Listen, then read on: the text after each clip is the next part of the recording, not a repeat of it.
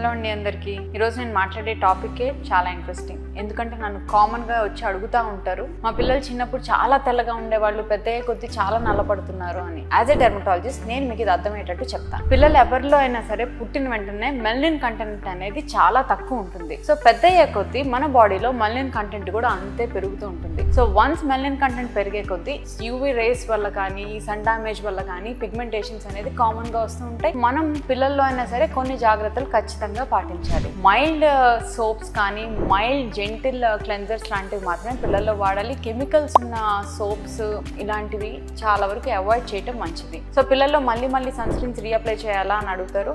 No, అంత అవసరం లేదు. మార్నింగ్ ఒకసారి రాయండి, మళ్ళీ ఈవినింగ్ టైం ఒకసారి రాయండి. అండ్ 6th month ఏజ్ నుంచి కానీ సన్ స్క్రీన్స్ రాయటం వాళ్ళు అలవాటు చేసుకుంటే చాలా వరకు మనకి పిగ్మెంటేషన్స్ అనేది కంట్రోల్లోకి వస్తాయి. ఫెయిర్ స్కిన్ ఉండాల్సిన అవసరం లేదు, హెల్దీ స్కిన్ ఉంటే సరిపోతుంది.